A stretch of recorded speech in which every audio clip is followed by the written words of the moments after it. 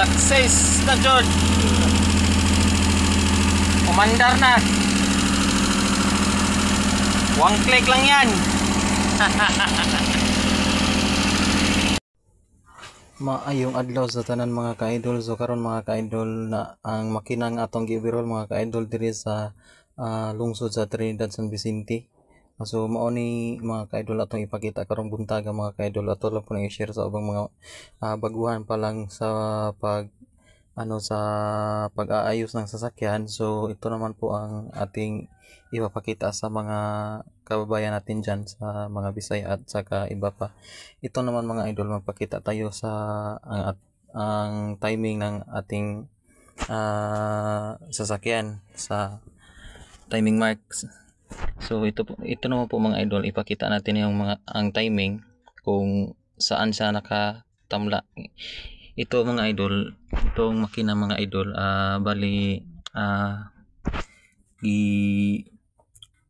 utro na ang timing ni mga idol sa iyahang flywheel kay ang iyahang dowel spacer sa flywheel mga ka-idol bali nauwa na mga idol pero wa ta kay ba mga ka-idol nga gibuhat na sa mekaniko para sila ray magtultol asa repitan lagi butang ang timing. So bisa kung saan na to ni timing mga ka-idol, hiwi jud ang timing. So karon nato na ning gitarong mga ka-idol. Una ni mga ka-idol, kini siya nga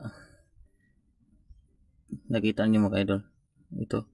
Itong marking mga ka-idol, pag inikot ko mga ka-idol sa letter T sa flywheel, dito siya nakatutok, hindi dito sa kanyang guide. Di ba mayroon ng marking yan, may naka-timing mark sa gilid.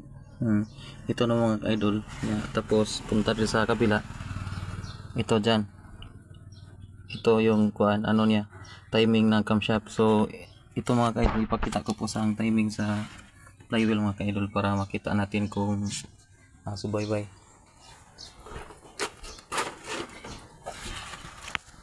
Ayan mga ka-idol, nakatutok sa timing mark ng transmission doon para sa flywheel. So ito na mga ka-idol, nakatutok pa rin sa timing ng number 1 na piston.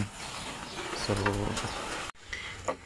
ayan mga ka-idol, linagay natin yung camshaft gear niya mga ka-idol. So tingnan natin kung nakatutok pa sa timing mark o hindi pa rin nakatutok mga ka-idol, kasi ito pa rin ang timing mark. So kailangan pa natin ikutin mga ka-idol na mapunta sa timing guide niya sa kamlog. Ito pa rin ang kamlog nga ka-idol. Ito ikutin natin ang ka-idol.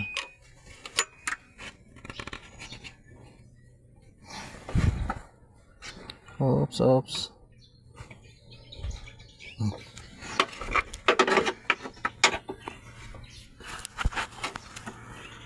Ayan mga ka-idol, nakita na to mga ka-idol, nakita natin dyan nakatutok na sa timing mark sa kamlog.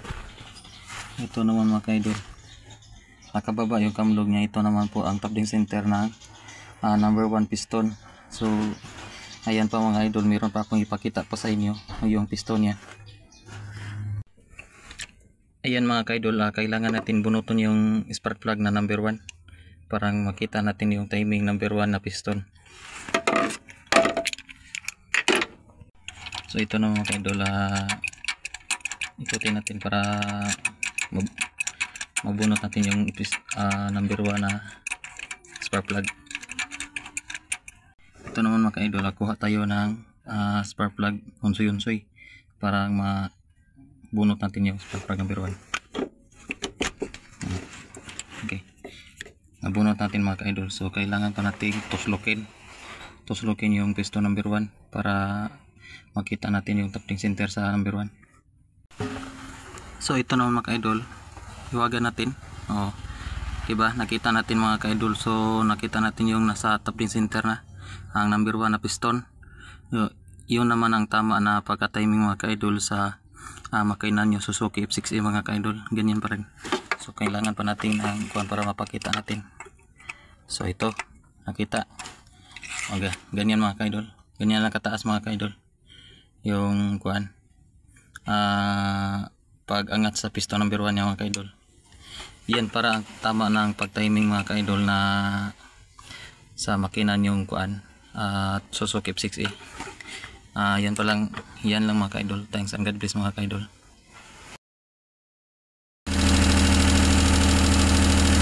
Success na George. Umandar na. One click lang yan.